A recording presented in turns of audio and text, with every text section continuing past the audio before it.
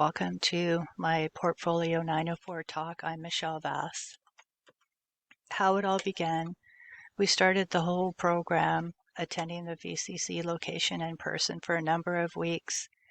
And then this virus, COVID thing came.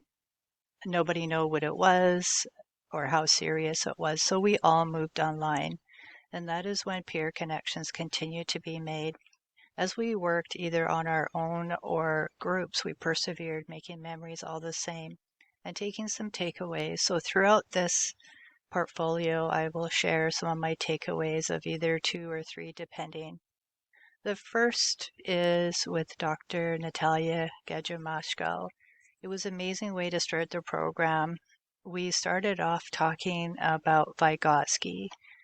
I was a little bit familiar with Vygotsky, but definitely way more knowledge was gained through this particular class. Realizing that Vygotsky's zonal proximal development theory has a place with adult learners, as scaffolding is used in Vygotsky's theory, is equivalent to the way English language learning does take place as an adult learner by learning blocks.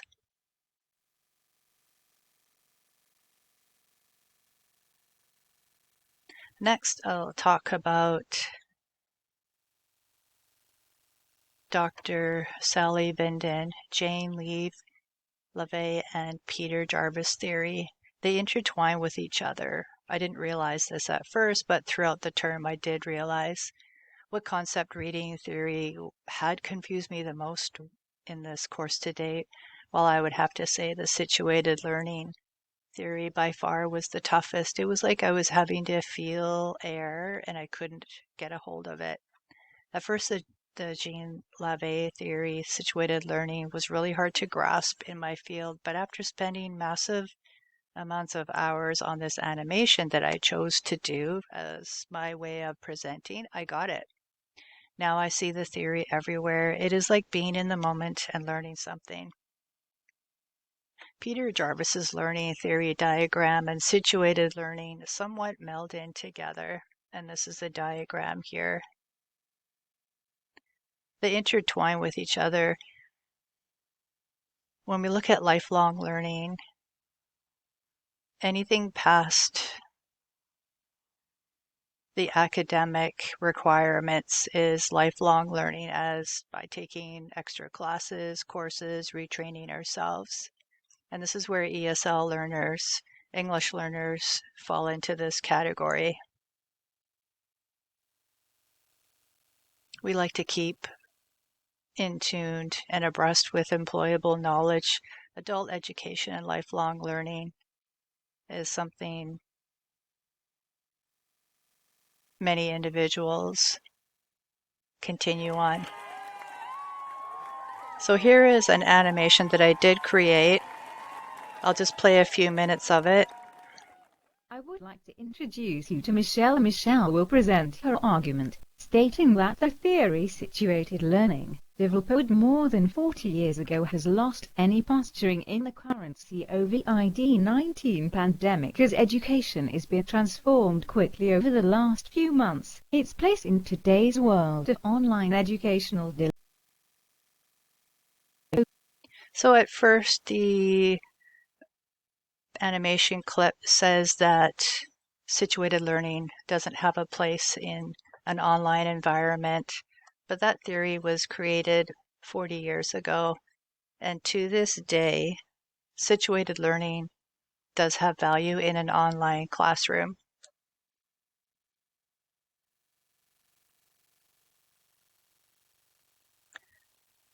Next, we talked about creative curriculum,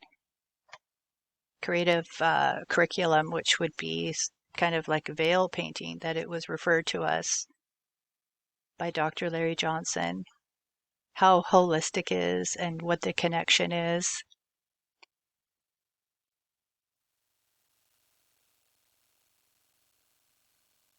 So education, the other thing that was covered was, is education for profit, or does it really have content that actually matters? Are they going to really benefit for the program, or is it a money grab?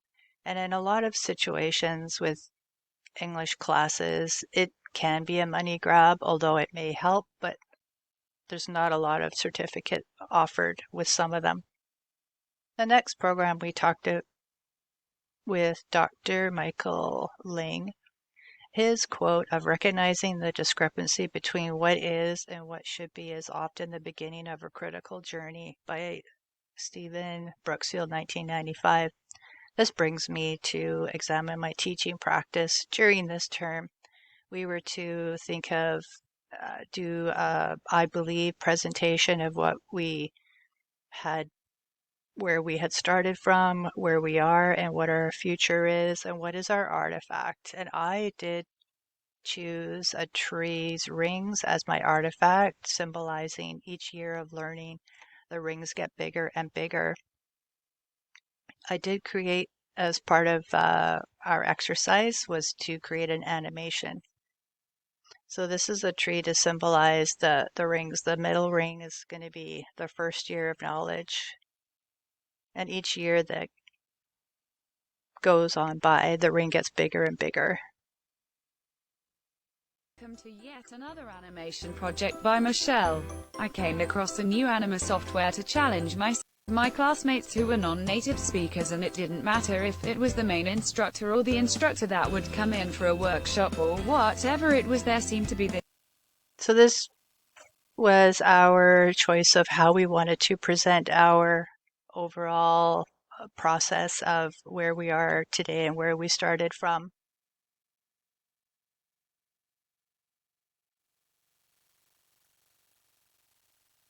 The term 5 with Dr. Glenn Galley, this term ties in well with how I would incorporate Caffarella 12-step and gamification 5-step model together.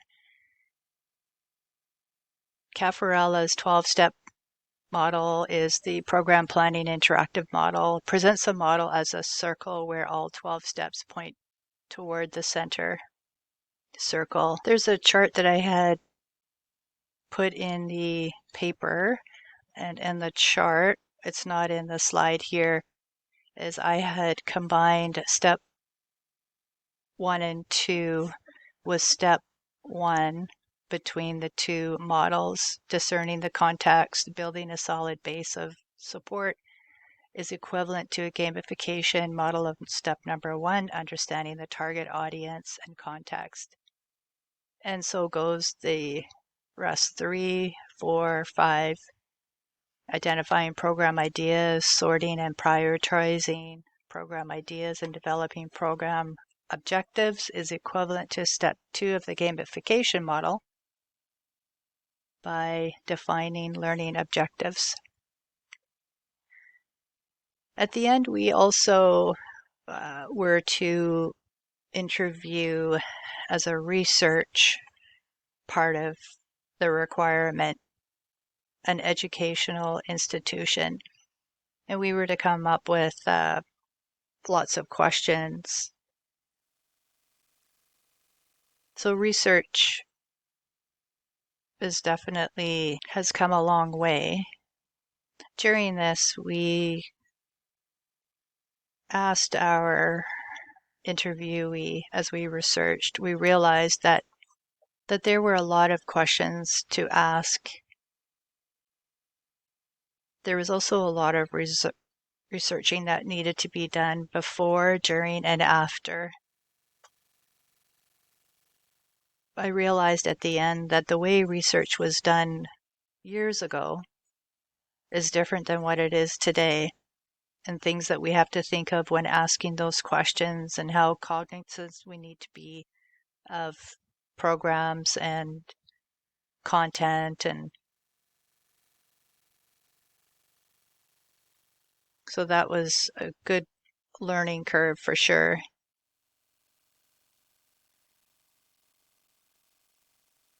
Thank you. And after doing this portfolio, I decided to do my action research on gamification.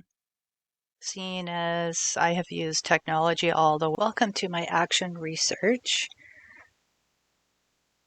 This is part of our final step, and I decided to do my action research on gamification and how it applies to my field.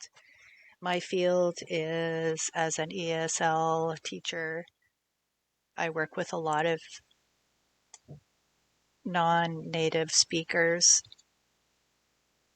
who take my classes or other classes for either academic or general reasons. I decided to go with gamification because it's an element that works well and does enhance active learning.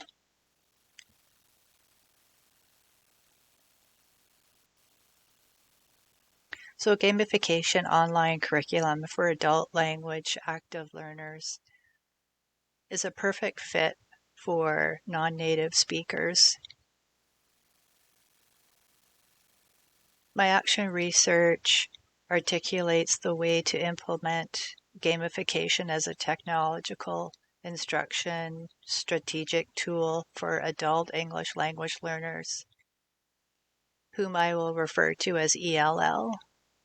So gamification as a concept that sparks motivation and the educational implications for integrating the strategy effectively enables increased language acquisition. Technology has been around for many, many years.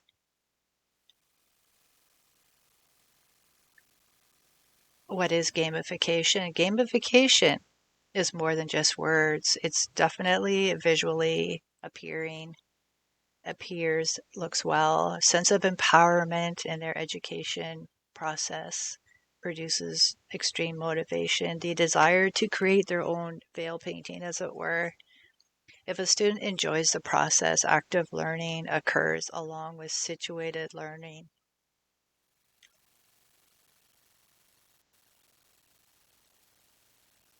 Albert Einstein quoted, "Life is just like a game. First, you have to learn the rules of the game and then play it better than anyone else." As we move towards accepting more technology as content into our curriculum, gamification pairs up quite well with situated learning by Jean Levey. There's tools to support knowledge construction or knowledge building, information to explore knowledge to support learning by constructing or distributed participation. There's a social element and the reflective partner by working with another peer, another partner supports learning by reflecting.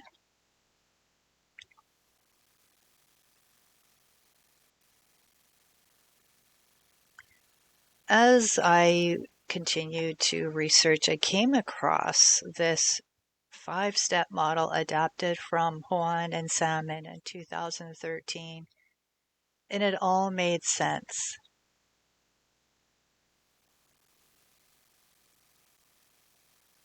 Identification of this model,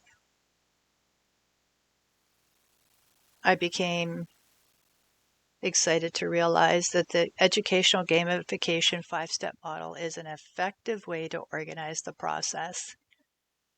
Juan and Salmon define a 5-part process for applying gamification to the instructional environment. The flow chart, which will be appearing here, can help us with understanding our target audience and the context, defining learning objectives, structuring the experience, identifying resources, applying gamification elements. Identification of pain points is something that needs to be planned for.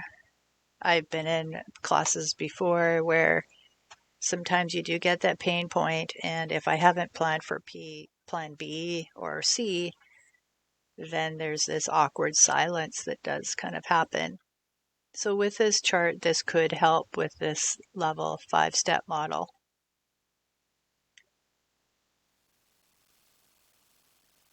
Education gamification 5-step model can apply in the method of instruction delivery regardless of the course to the teaching and learning process in a series of steps. These 5 steps can guide an instructor to plan accordingly. The gamification aspect.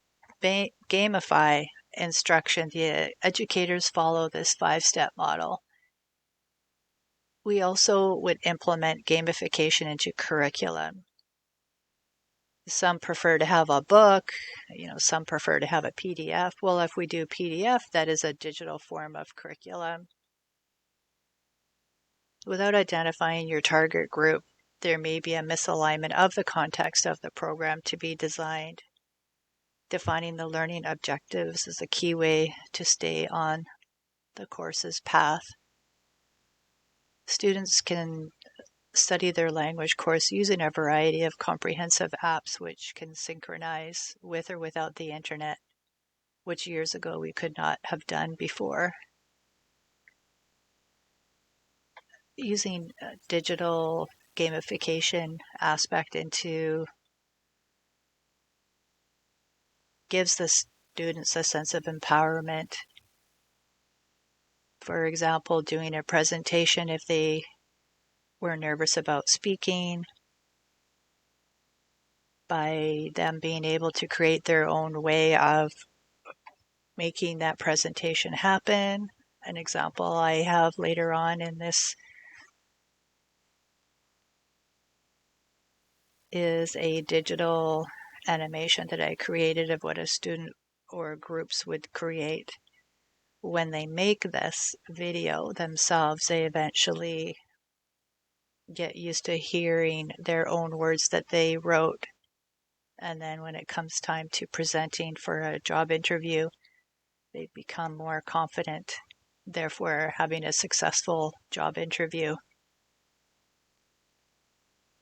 And this is the clip right here, which I will do about here. Oh. My name is Sakura, means lotus blossom. I am from Japan. Improve my English to have a job interview at the end of this program. Hi, name Rolf. I'm here on my own. I am from France. Want to improve my English to have a job interview at the end of this program.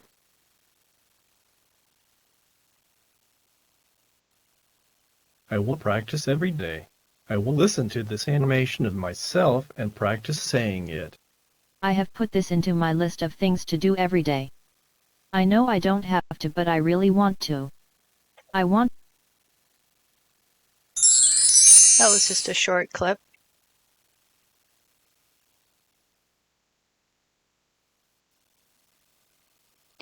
So gamification is another tool in an instructor's toolbox.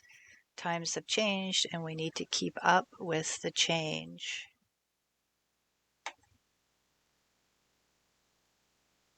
Change is what propels being able to reach more students, having students online in an online environment. You're not limited to 20 in a classroom. You can have as many as you like, depending on bandwidth.